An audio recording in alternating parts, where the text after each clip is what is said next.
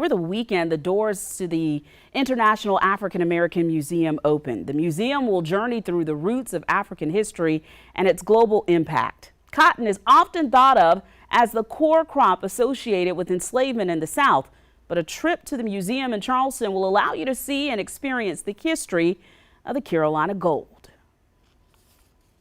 We step into the Carolina Gold Gallery, which is the gallery where we do go into the institution of slavery. And one of the things we wanted to really do is we did want to be authentic and talk about the true dehumanization of the institution of slavery without losing sight of the humanity of those who were enslaved. Dr. Tanya Matthews is the CEO and director of the International African American Museum.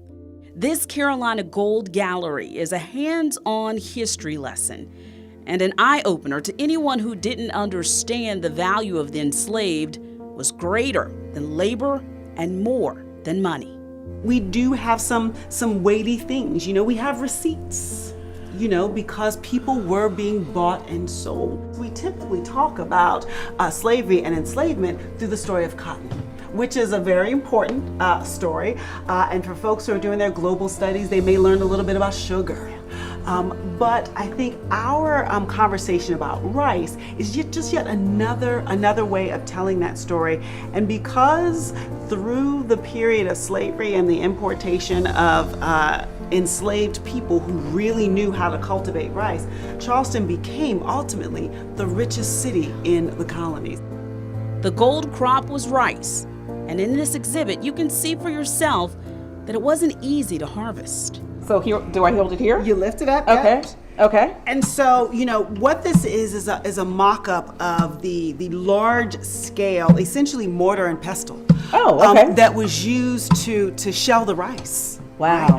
Right? And you know, we had this setup so people would get a sense of that. So one, you'd be doing this for hours. And it is very heavy. It is very Yes. heavy. And if you look at the pictures that we have, you would lift it over your head and down again and again and again and again, right? And this is even a little bit lighter than it would be in real life because we want folks to get some sense of heft, but you know, we don't want it to be impossible. Right. This gallery offers the visitor an opportunity to stand in the place and embody an experience dating back hundreds of years of people who helped to build America. The museum opens to all visitors tomorrow.